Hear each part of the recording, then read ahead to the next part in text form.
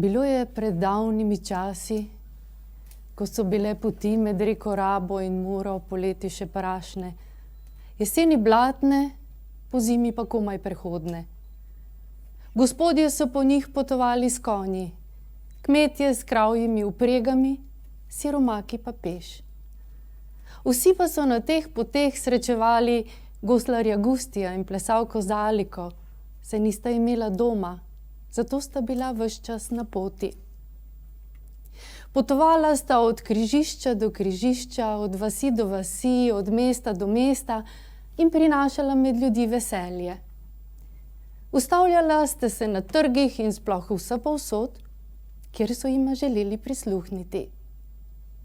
Kdaj pa kdaj sta se ustavila tudi sredi samotne ravnice, kjer so se z njima poveselile le živali. Saj vsak, ki je kdaj slišal in videl njuno umetnost, jo je želel znova slišati in videti.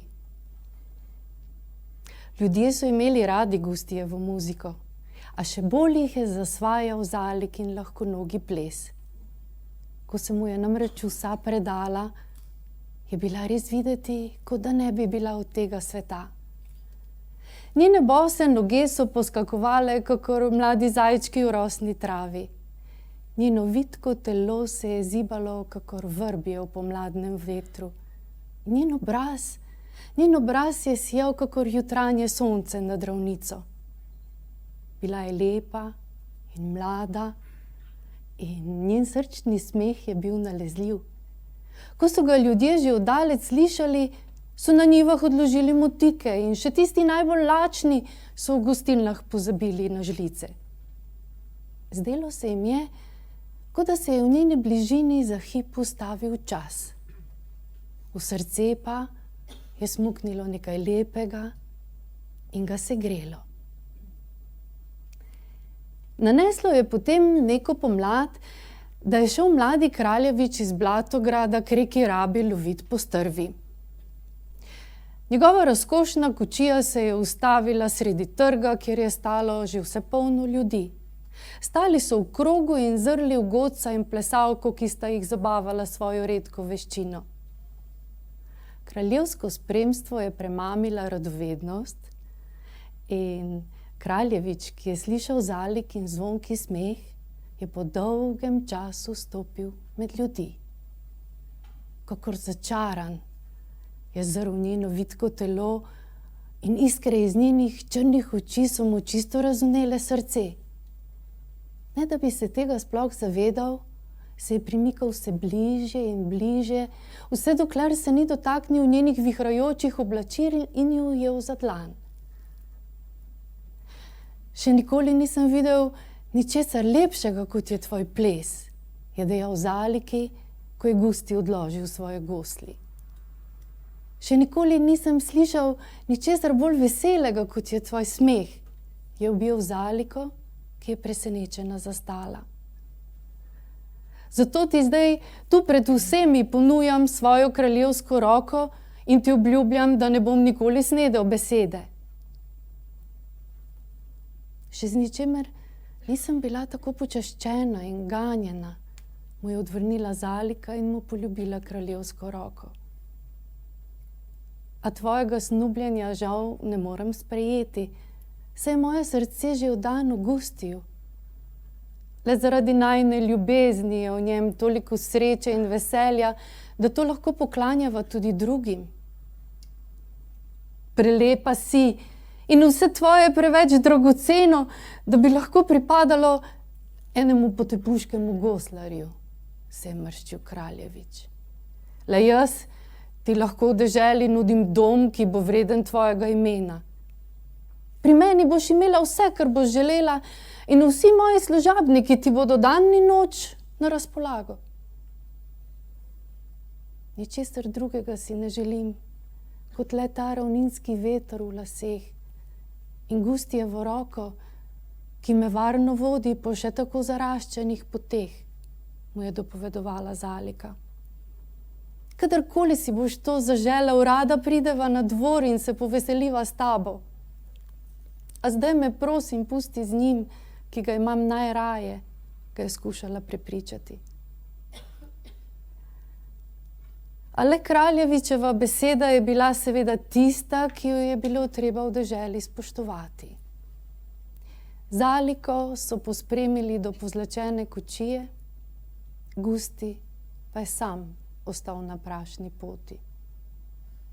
Potoval je od križišča do križišča, od vasi do vasi, od mesta do mesta, tako kot je potoval vsa ta leta. Le da je bila njegova pesem zdaj žalostna. Prepeval je o svoji brezmejni bolečini tako, da so prišle poslušalcem solze v oči in pri srcu jih je stiskalo, a pomagati mu seveda ni mogel nihče. In tako so tekla leta. Zaliko so namazilili z dišečimi olji, jo odeli svilena oblačila in jo okronali za kraljico. 7 strežnic je dan in noč streglo in 7 strežnikov je bilo ves čas na voljo. Kraljevič je dal iz daljnih krajev pripeljati najboljšo jedačo in pijačo. Najboljši glasbeniki so izjutraj igrali budnice in najboljši plesalci so jo skušali zabavati ob večerih. A Zalika je ob tem le pripirala oči in se ves čas bivanja na dvoru ni niti enkrat niti nasmehnila. Kraljevič, ki jo je imel iz vsega srca rad, je bil zaradi tega žalosten. Žalost se je naselila v Blatograd, da je ni bilo take. Saj se je niso spominjali niti 100 let stari starci, pa tudi njihovi dedje jim niso o njej pravili. Potem pa sta šla neko nedeljo kralj in kraljica na trg na Kravji Semenj. Čisto po naključju je tja pot pripeljala tudi goslarja Gustija, ki je svojo žalostjo obhodil že vso deželo. Ko je Zalika že oddaleč zaslišala njegove gosli, je takoj prepoznala njih glas. Stopila je iz svojih zlatih šolencev in zaplesala sredi trga, kot da bi jo bil ponesel nek vrtinec vetra. Njen srčni smeh se je razlegal naokoli, da so trgovci kar pozabili na kupčije in so razmetavali denar. Kralja, ki je vse to videl in slišal, je stisnilo pri srcu in na misel mu je prišlo nekaj, česar ni mogel kar tako opustiti. Prišepnil je stražarjem, naj naredijo tako, da potujoči godec pod večer ne bo mogel iz mesta. Nato sta se s kraljico vrnila na dvor. Ponoči pa se je kralj skrivoma otihotapil do Gustija, ki je spal v hlevu za furmansko gostilnico.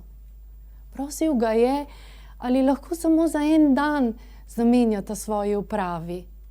Želel se je preobleči v potujočega goslarja, saj je edino tako upal, da bo privabil na Zalikin obraz nazaj na smeh, ki si ga je tako zelo želel.